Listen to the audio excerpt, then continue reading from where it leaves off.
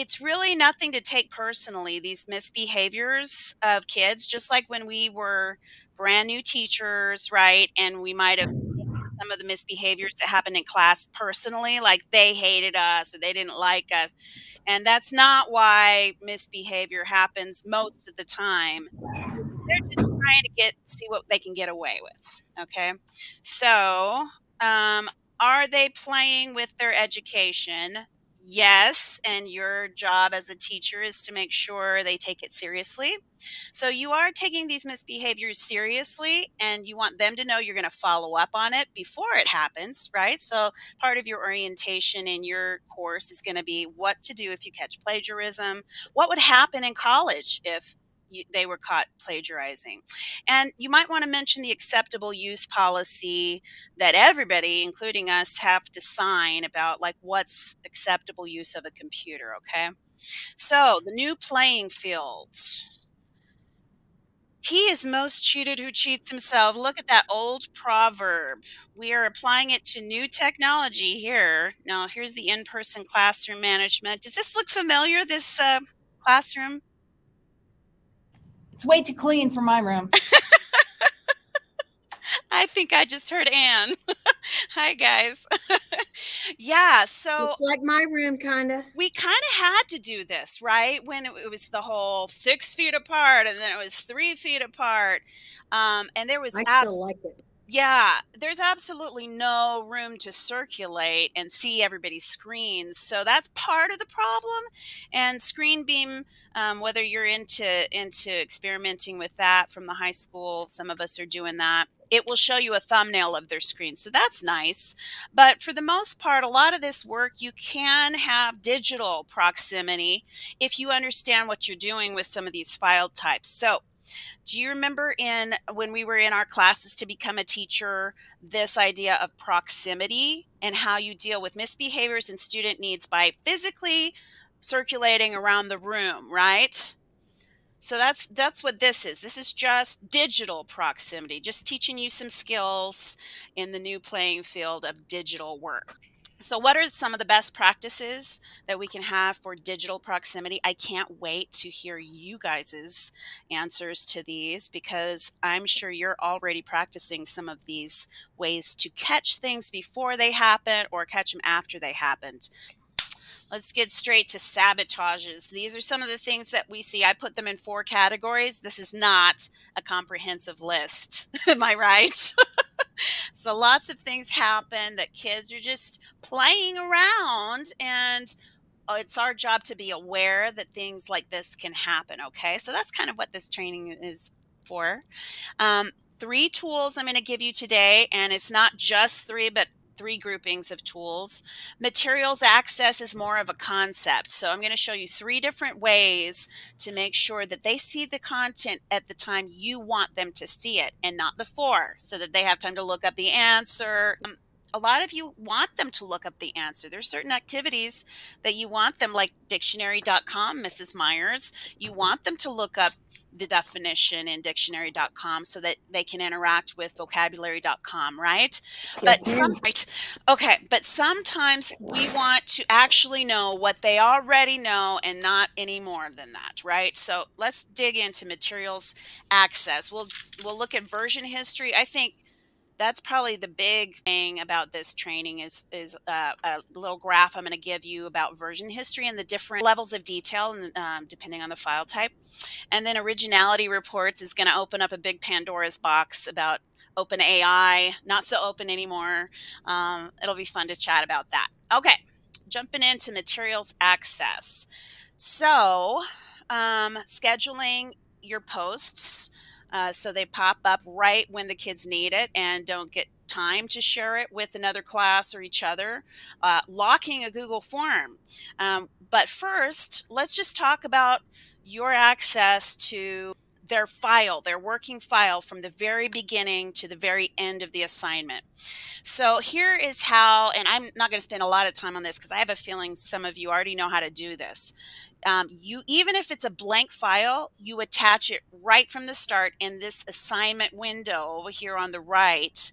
You put the drop down, and you'll see make a copy for each student. And it's wonderful because it gives the kid's name as the beginning of the file, which makes it easy to find in Drive if you ever need to do that. Okay, so from your Google Classroom's classwork tab here, I'm going to click on these numbers, and this is how you actually monitor student work. I've seen excellent examples of you guys dipping into your student. Do you see it's a thumbnail of what is going on in the file? It's not a thumbnail of what's on their screen.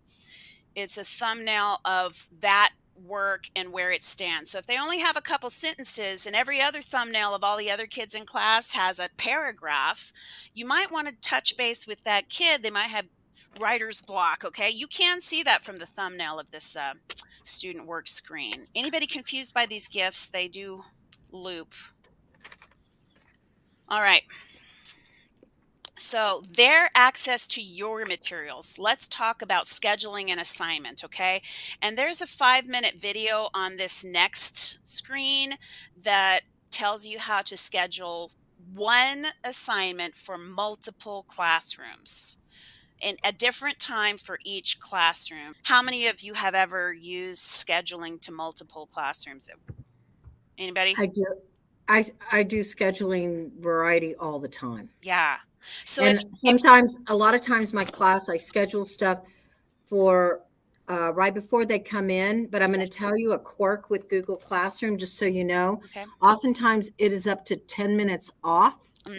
Yeah. So you should always schedule it 5 to 10 minutes before you want it to be there. That's a great Or tip. sometimes it's late. Lisa's point is awesome, because you do want, if you want to have that zinger of a, hey, just in time for an exit ticket, tell me what you know, and then it's not up there, and then the bell rings, that would stink, right? So yeah, do you see how I say 15 minutes before the end of class?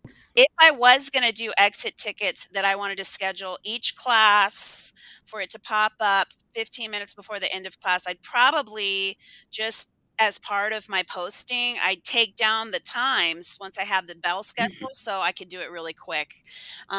If you don't know what I mean, you can come back and watch this video later. Does everybody feel comfortable with their access to this slide presentation? Because I will tell you this, Holly, what's interesting is that assignments are late starting. So I'll give them that 10 minutes, but they're always exact when I put the due time. I don't know if anybody else has that experience, but they are right on the money for counting a kid's assignment late if it's 1 minute late. Gosh. Yeah. So that's good. All right, moving right along. This scheduling in multiple classes video, if you've never done it and seen the interface that Lisa and I were talking about, where you choose this particular time for this Google Classroom, and then the next field comes up and it's the next Google Classroom. That is in this video right here. It's about 5 minutes long, and it'll show you how to schedule the same assignment in multiple classes. All right. Continuing with their access to your materials. So did you know that you can post a Google form to a classroom, but its access can stay off until you've got them all in front of you watching them? It's a toggle right here.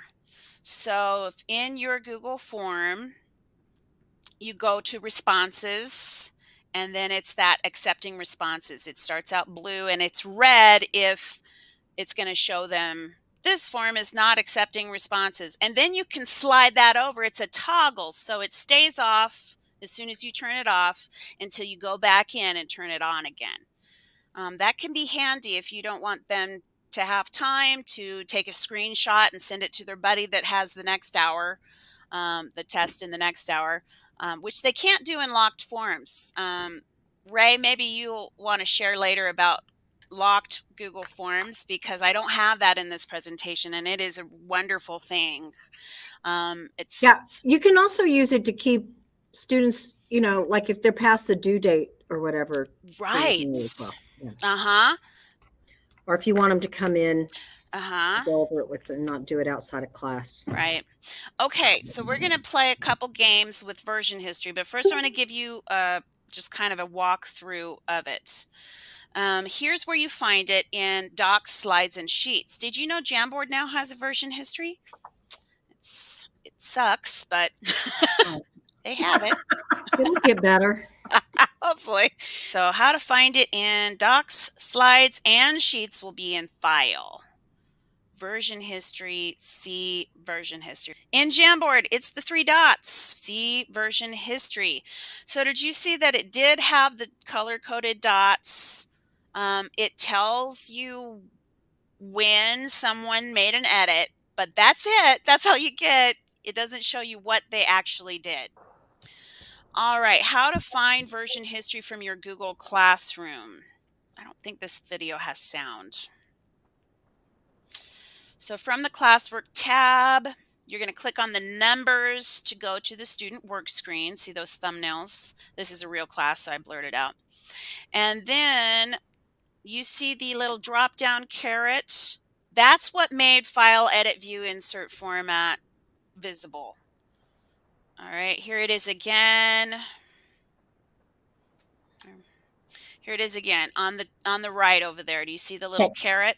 And I need you to teach me how to do the blur out, because I've been using student examples and I didn't know how to get rid of their names. Right. Yeah, blur is it's a tool in Screencastify. I can show you that. And Zoom is really great too. I just started using Zoom. Okay, yeah. So everybody sees the little caret on the top right. That's what you've got to do. And in a Google Classroom, you will not see file, edit, view when you're looking at a kid's work. You have to just stick that caret down and then you'll see it. All right, meme bombing. We're going to see some specific examples given to us by actual teachers that caught this in the field. Wait, is that all you're going to do on the version history? We're going to make this part of it. This is part of it. This is slides. This is the next few frames you're going to see is a teacher catching misbehaviors by knowing their way around version history, okay? Gotcha. And then we'll play with version history ourselves, some really easy but fun games. Anyway, so do you see the yellowed September 7th, 2:59 p.m.? Mm-hmm. That is the minute that one student made the edit that ended up with these memes in it. The minute after that, there were a bunch of people in the file. So he had his timing right. He knew all these people were going to see it. It was kind of a shifty thing because this teacher was telling me that the kid put it on a female student slide, and some of these memes were kind of on the harassment side of things. So it can be serious. You want to make sure that you're catching it if kids are acting this way towards each other. And then he deleted them later. So, of course, it felt like it hadn't happened. And, you know, back in the day, it would have been your word against his in front of the principal. But this teacher took a screenshot of the version history and showed that that's what the kid had done. All right. How about group cheating? So we know they can look up the answer on the internet. And they also know we can look up the answer on the internet and see if they got, you know, if they lifted it out of Google. But group cheating, you actually can catch group cheating. Here's what this teacher did. So version history, here's another teacher. She saw that at 8:41, the kid had the problem in there, but no answers on the 5 important events. Now watch what happened in the next minute. Between 8:41, you're looking at the yellow over there on the right, and 8:42. How did all those answers get in there in 1 minute? So first of all, her suspicion was raised, right? She's like, I don't know if that's even possible. And then the next minute, he changes something at the end of the thing that he just pasted in. Doesn't even spell it right. How did this teacher find out that not only he was lifting something and pasting it in as his own work, but that he was cheating with a group of cheaters? Here's what she did. She put it in her Drive search bar. So I'm going to give you version history guide in a second, but remind me when it gets to Originality Reports, I'm going to show you how to do an internal domain search for a particular phrase to And see this if is, there's other kids that use that phrase. yeah, and this is what I was telling you about, that we need to know how to do, like if the kids are copying each other, but I didn't know how to do it. Laurie Engelhardt, she's so brilliant. Okay, here's our version history guide. Do you see the differences? This is the details on the right. Google Docs is the most detailed and color tracked. Even things that were deleted, you can see. Here is a Google Doc, and here's the version history of me and a coworker. She's the librarian at FHS. You can see who deleted collaborate to. Did you see that? Go back again if you would, because I've always It'll wondered about the cycle back. different colors, because I did not, because the colors have always messed me up. Okay. Yeah, and if you ever want to do group projects where there's multiple kids in a file, you'll really need that color coding. You can tell in a Google Doc exactly how much each kid wrote. So it's Because really great for peer editing. the program assigns them a color. Yeah, and Okay. it's depending on, like if I went into version history in the same file that you did, I'm not going to be the same color as me in your version history. So Okay. it's kind of like Google Calendar's color coding, Okay.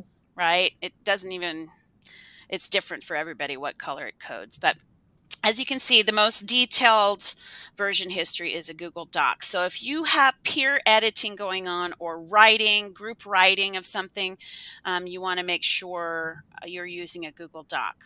So the reason I'm giving you this guide is so that it can start to guide you in choosing what file formats are best for what assignment. Does that make sense? Yes. A lot of teachers use Google Slides. And here's how to tell in a Google slide. So there's two people in this slide presentation. You see purple and orange. And do you see on the slides, you see the person that's in slide 3 is over here, purple. They're the purple person. I can't show you their name. I can't remember. This must have been kids.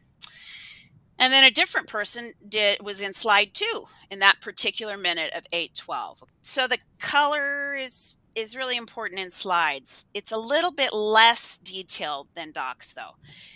You see how the whole field, the whole text box is highlighted? What if there were multiple people in that text box? It wouldn't really show you who wrote what in the text box. Does that make sense? Right. Okay, so it's a little less detailed. All right, how about sheets? Sheets also is similar to the text boxes in slides. It's going to show you in any particular minute who that editor was in that cell in that minute. But what if this person added the word hunt and it was somebody else that put in scavenger, right? You'd have to find the minute that had the person putting in scavenger to be, so it's not great for accountability. So best practice here with sheets is if there's multiple editors in your Google Sheet, make it a totally asynchronous activity. Like with my bibliotechies, you see Serenity Hall's name there. I was trying to blur them out, but I can tell because they each come to me at a different time of the day. And there's only 2 of them at a time. So it's very easy for me to use Google Sheets like that. But if you had a whole class that was editing a Google Sheet, it would be tough to tell who was editing over somebody else. Any questions so far? Nope. All right. Now, Jamboard, I'm going to tell you how much Jamboard stinks. So, but it doesn't stink as an app. It just stinks for certain uses. Okay. So if there's multiple editors in a Google Jamboard, like this partial screen here, you have no idea to be able to tell after the fact who did what in the Jamboard. Even if it's in different frames, sometimes it's hard to tell who did what. If there were 2 different people in the same frame, it would just tell you that they were in that frame. It wouldn't really tell you what they did in it. So the best practice for using Jamboard, two different best ways of using Jamboard. One, you use it like Kirsten Terrett, I know, uses Jamboard for individuals She uses Make a Copy for each student.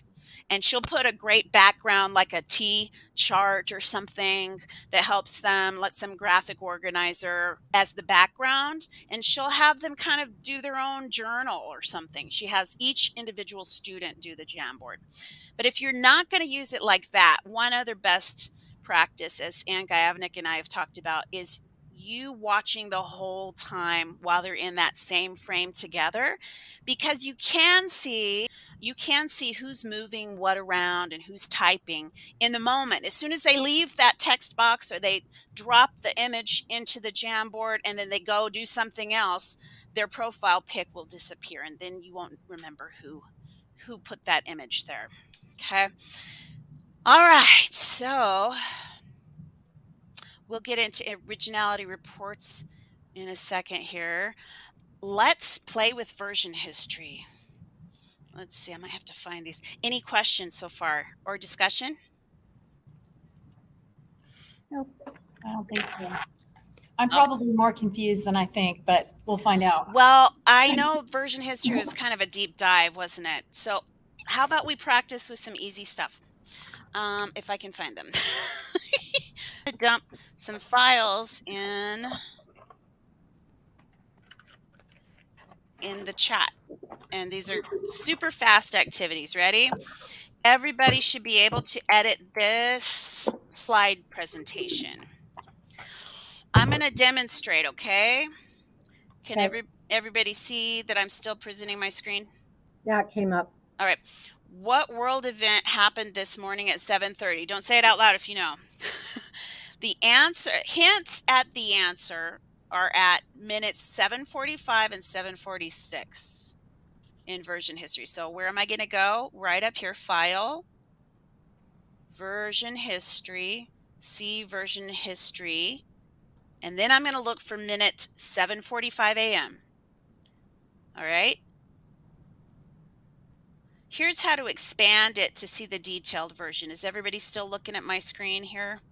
You see the little caret that's facing right? Click it and you'll see all the details of what happened when. Okay, does everybody see that? Yes. All right, now I want you to go into this file and find the answer. What important world event happened this morning at 7:30 a.m.? And then this was something I heard about on the news coming in, and then I made this file right away. I don't know. How do I get to your file? Oh, it's in the chat. Do you see it? I dumped it in. Oh, okay. Anybody want me to stop presenting and you can present yours and I can walk you through it? And what happened this morning at 7:45? At 7:45, I put a hint in this slide presentation. Oh, okay. All right. So I'm going to look over here for 7:45 and 7:46. I made several edits in those minutes. Click on them and see what edits were made and see if you can figure out the riddle. Okay, so I'm obviously not doing it right. I think I know. Okay, don't say it out loud yet. Let's make sure Ann is getting this because she wanted to practice in this. Ann, do you want to present your screen and we can walk you through it? Yeah, okay. All right, present now. Get back to our Meet tab. Here, okay. Okay, so let me see. Where am I? Am I here? No, here. By the way, Holly, I've never noticed before, but there's a little click box that you have to put a check mark in at the bottom that says show changes. What? Where? I'm seeing it on my screen, so I think if that's not clicked, I'm not going to see changes. I don't know. I've never noticed that before. It's in version history. It's showing you that? I don't know. It's just at the bottom right-hand corner of my screen. Oh.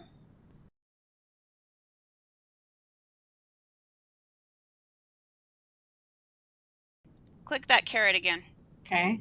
All right. Do you see File? Uh-huh. Click that and choose Version History. And what does she do next? See version history.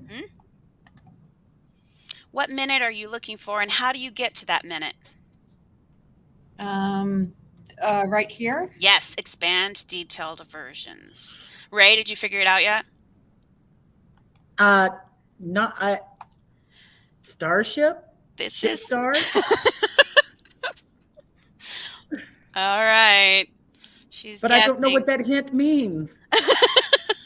Yeah, I'm not good at puzzles. I was thinking the Titanic, but now I see the plus sign. So you're supposed to put the It's a compound star word. plus the Not ship. necessarily in that order, huh? So now I It just puts click in on these. starship. Scroll yes. Wait, is today that is to It because I was thought it was like another 7:28 few this years morning. before the first warp drive. This was the very first test flight of Starship, and it blew up within minutes, but it's still a very historic event. Okay, so wait, where did you find the answer? All right, scroll down, Well, we Ann. were guessing. Scroll down till you see Okay. 7:45.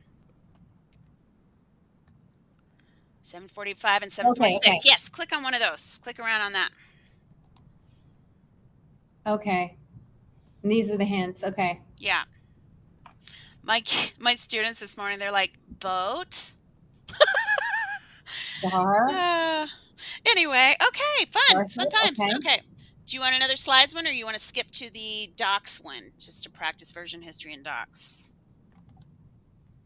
It's like 2 riddles. Let's see. Okay.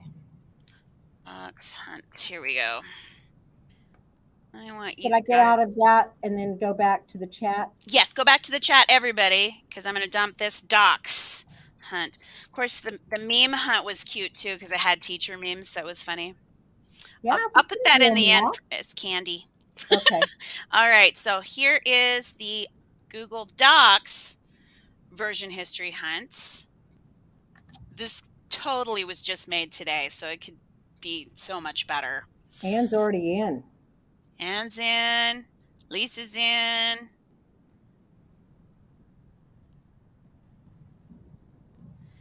Stephanie and Ray, do you know where we are? Oh no, I'm reading on the SpaceX Starship. I looked it up too. It's Musk, Elon Musk thing, I think. It's Autism Awareness Month. This is perfect. Oh yeah, y'all are aware now. Okay. Hey, I wanted to take your picture in front of our autism table because you're that awesome. And that autistic. All righty. So everybody's in. Stephanie, you in? Okay. Ray, come on. Well, okay, so I have to go back into the document. And what am I looking at? Are you in the docs hunt? It's the Yes. second link. Okay, cool. No, you're not. So you have to have your little arrow down in the right-hand corner. It's the same. docs Yeah, you're going to Oh. find it the same way. File. Okay. Version history. And how you doing? And Stephanie, are All right. you doing the version history and docs? Oh. You find it? All right. Hang on. Okay. Stephanie, I can't hear you, but I could see your screen if you want to present it. Totally a thing if you want. Okay.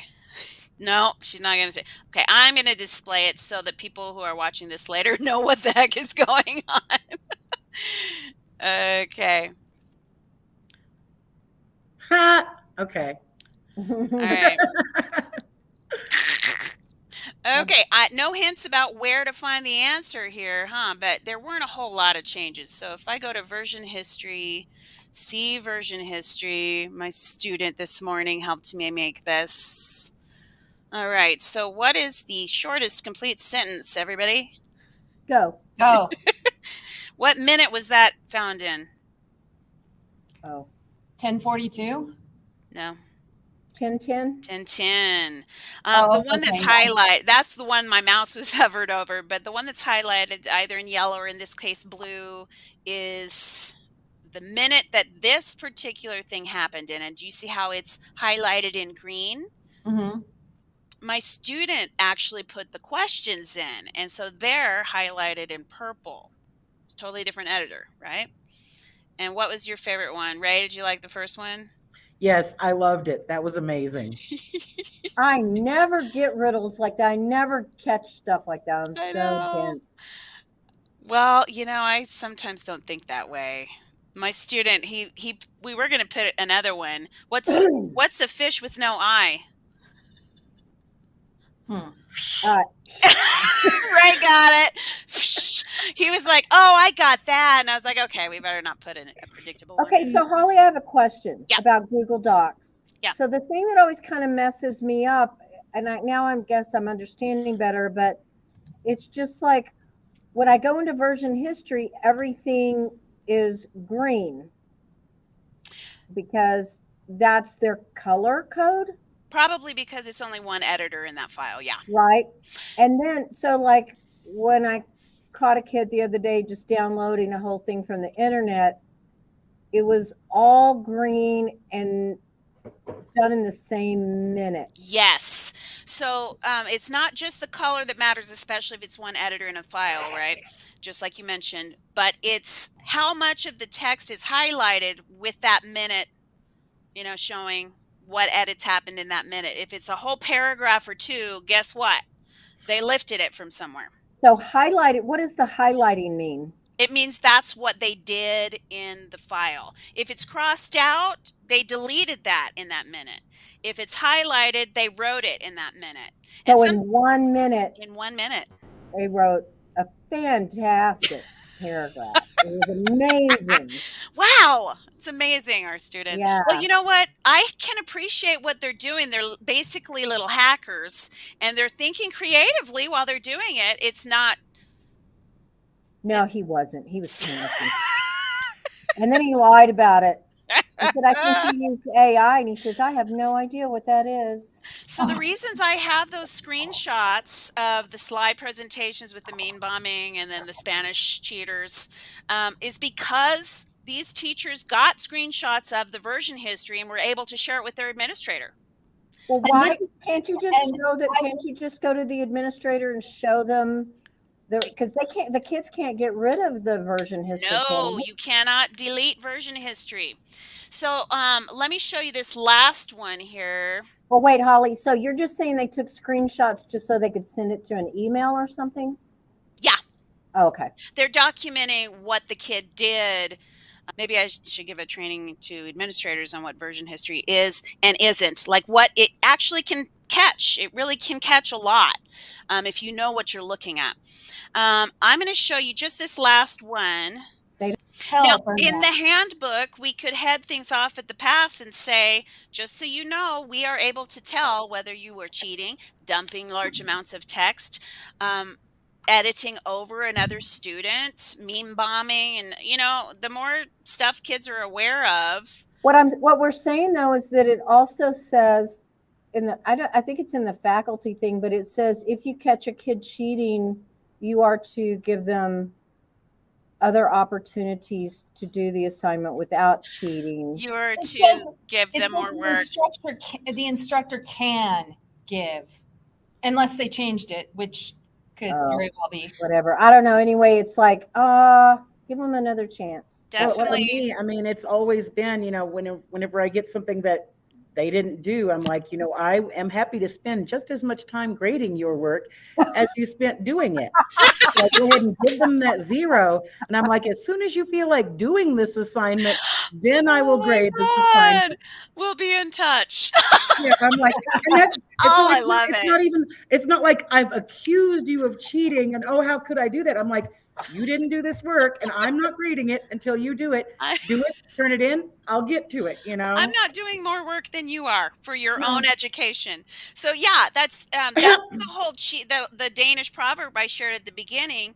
I remember as a music teacher, it was this big aha moment when I asked my students, who's in charge of your behavior? And they point at me and I'm like, no, this is your schooling. You are in charge of your behavior. This is, if you waste all of your time and mine, you're only wasting your education. It was for 4th and 5th graders who cared. They were like, oh. So just one last point. Notice this file, this version history only, without looking at the version history, you think there's only one slide here and there was only ever one meme. But there's actually several people that put in a different meme on top of another one, okay? And you can get into this. This is what I did not know was that toggle. For the longest time, the toggle thing eluded me. What toggle? The toggle where you could put and then see all the different things. I didn't know about that. And so version history didn't mean that much to me. And then I went, a toggle. Yeah, someone had to show me that too. I was like, oh, that little arrow. Oh my gosh, that's so much more detail. Because it's going sideways at first. So I didn't think it was a toggle down. Ray, will you type in your little thing that you said to kids? Because that is gold. I've got to keep that in a record. That's going to go down The in our. Your grade I'm does not happy to affect spend. me. I'm happy to spend just as much time grading your work as you did doing it. Do you see deer in the headlights looks? They're like, oh. Or lying about it. My favorite thing is, well, great, come in and we'll sit down and we'll talk about it, and you can we go over this passage, and you can explain Let's you're do an oral paraphrasing exam. here and stuff, because it's phenomenal. I did not know you had such an amazing vocabulary.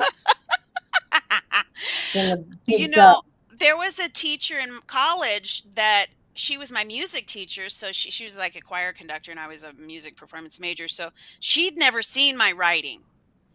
So she actually brought me in thinking I had plagiarized. And she had a conversation like that with me. And I was like, no, that is actually my writing. So you have to know the writing of your students to just get the spidey senses about it, right? But yeah, freshmen using enormous words. That's Well, not like. because this kid said, I said, well, I saw your version history and you wrote the entire paragraph, which was phenomenal in 1 minute. He was quick. He said, well, I wrote it on a different document, not the document you Yes. supplied, because I got an early start. And so I just copied and pasted it into that assignment. And that's when I had to say, well, no problem. Let's just come in and we'll discuss it. But here's the thing you have to understand about this They just have to AI. share you a link. I used several AI checking tools and none of them found it. The only way, first of all, I knew it was plagiarized. I mean, and I'd searched the internet and everything too, and I'm pretty good at this. Mm-hmm. The only way, I knew it wasn't his writing. So what I did was I went to AI and I typed in the prompt, and I came up with almost an identical AI response. See, that was shocking to me because I thought AI was supposed to come up with something different each time. Well, it was different, but it was close enough. Okay. And here's the thing too. In some of the AI checkers that I went to, it said that it was like 99% human written. And I knew it wasn't. And the kid admitted it. I'm not that human. So Yeah, what Lisa's He referring finally to admitted it. is what is it called? Some of these websites now are trying to help teachers respond to The chat GTP. the chat bots by giving them Ray, you've tried it out too. Yeah, and it's with technical writing, it's a lot different because technical writing tends to be the same regardless of who wrote it. Right. So it tends to always look like an AI did it, even when an AI did not do it. I found with my own writing, I submitted several samples of my own writing, and whenever I relate like a personal anecdote or a fictional story, it's like, oh yes, a human wrote this. But if I am telling it research that I did, it says that I am an AI. I write like a robot. That's an I've heard excellent this. point. So you're Yeah. saying genre does affect Well, for me anyway, these. Okay. because my writing style, whenever I'm just telling you the facts, I'm telling you, something straightforward. Right. There's not any personality in my You're writing. like, My words are perfectly chosen, and I look like a robot. So, Well, here's the last other leg. We got to get into the last leg because we're Okay. getting towards what All is right. it? 6 more minutes. So originality reports. I'm just going to blow through this real. Oh yeah, we want to know. Ann and I want to know how to see if kids are copying each other. Right. Here we go. Okay. So I'm gonna get where I see that. here it is. Does everybody see originality reports? Yes. This has been fun going back and forth. I hope you've seen everything that I think you've seen. Okay. Yeah. So, using the free version of Google Classroom, which we do, there's a limit of 5 assignments in each Google Classroom that you can use originality reports on. And as Lisa and others have mentioned, the World Wide Web is what Google is checking against. So let's find out how to get. Let me ask you this. Yeah. 5 assignments, does that mean I can check 5 kids' papers, or I have like 5 writing assignments I could do? The latter. Okay. And each assignment, well, first let me show you the homespun version. Okay, so here is a phrase: wildlife lover with keen interest in large cats. Okay, what's the likelihood that that would be on the web? It wasn't on the web. I did a Google search, but I feel like I've seen that phrase before in some of my other students' work. So I'm going to put it in quotes in Drive. Do you see? Okay, And there wait. were multiple files that showed up.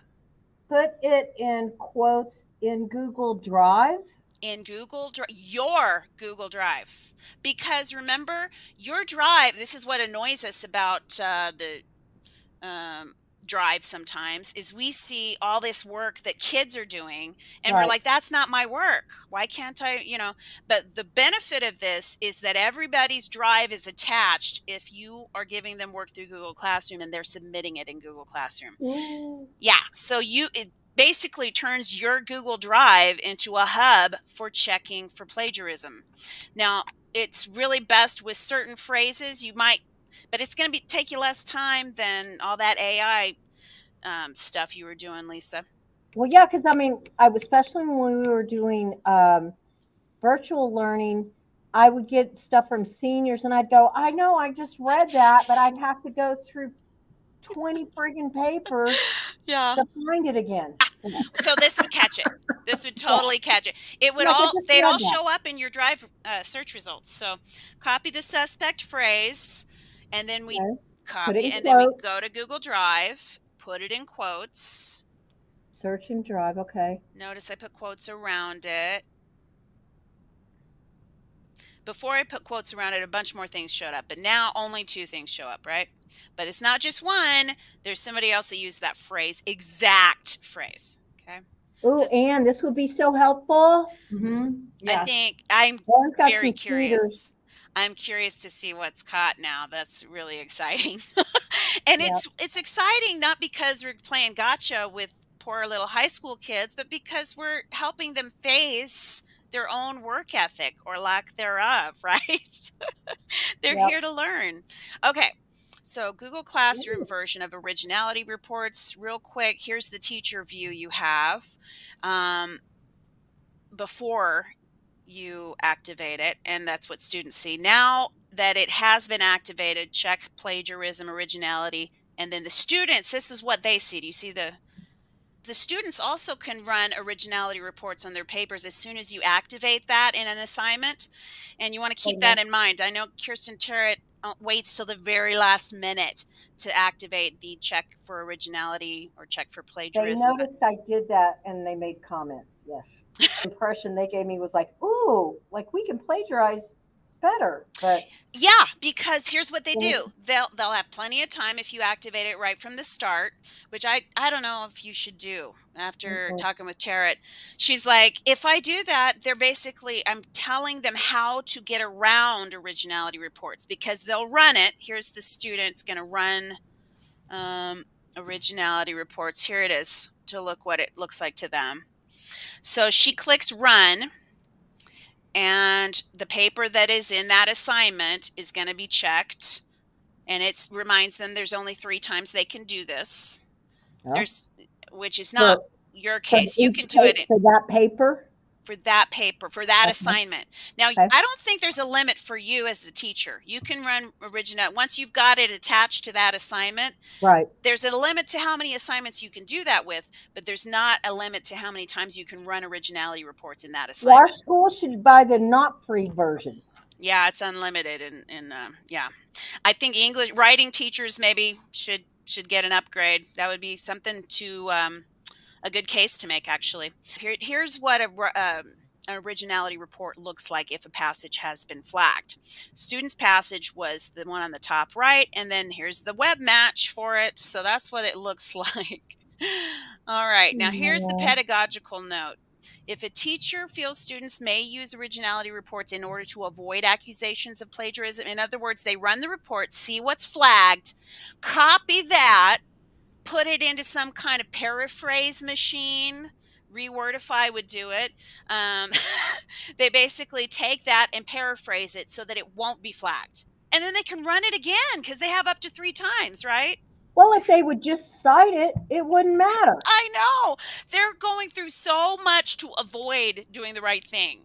So, it's They such could hard. paraphrase it, put in new wording and new Or put some order, quotation marks structure, and and then just cite it, and they're fine. I know it could be used the right way, but yeah, that's why some teachers, that's why I'm sharing this pedagogical note, because a teacher has noticed that they are using it to this teacher that's using it like this, she's also not taught paraphrasing until a certain time of the year because they use it so that to prevent themselves from having to cite their quote. All right. We already chatted about chat GPT, but just to and I have a version history catching a large dump of text in an unrealistic time frame that we mentioned when Lisa was talking about it earlier. There's a video on that, one of my last Tech Tuesday ones. But any other questions about Wait, about would you AI? go back to that for a second, please? Oh, we're Yeah, still reading sorry. it. That's okay. So every inquiry made to a chatbot will be new and original. This means originality. Only version history can. Okay. All So right. that's the problem. If it's not an article on the web, or even not a real article, if it's not text that's already existent on the web, Originality Reports has nothing to check it against. Okay, because that's why, because the bot was getting it from, I know I kind of found the site because another student plagiarized it, was taking it from that and a couple of other sites, and they weren't even using the stuff in the article the kids were supposed to be using. But it kept saying it was written by a human because it really was written by a human originally. You see what I'm saying? Humans wrote it originally, Yeah. and I have to the think. bot put it together. Right. And I'm still learning. I'm really ignorant still about AI, and especially general AI. And I know they're teaching it to teach itself. So it could be evolved in a few months and not be genre sensitive, like Ray was talking We about. won't win this battle. We won't, we're not and going to we win won't it. make it go away because AI is here to stay. It's an arms race. China's got it going too. So there's no way we're going to shut this down. There are great ways to use AI. Maybe we could teach healthy ways to use it, but also we should probably caution against hallucinations. For instance, if you've never heard of the hallucinations, that's what they call it. When an AI machine is making up something that's not real, like citing fake books. It's doing that. They're doing that. All right. So the solution to meme bombing and intrusive co-editing, just to sum up what we just talked about, and then we're going to let you go. You check version history especially in group files, to see who's done what, and you work in a file type that's detailed enough. The version history is detailed enough for you to tell who did what to who. In plagiarism, you can catch it with originality reports, preventing it with student run, or maybe not even doing it until the very end, like we talked about, if you think they're going to use it to hack around having to cite their work. Okay, and tab hopping. Now, tab hopping we haven't talked about, but ScreenBeam is really able to help with that. If you're still interested in ScreenBeam, I have a few that aren't checked out yet, and I can help you set that up. That's what helps you see a thumbnail of what's on everybody's screens in real time.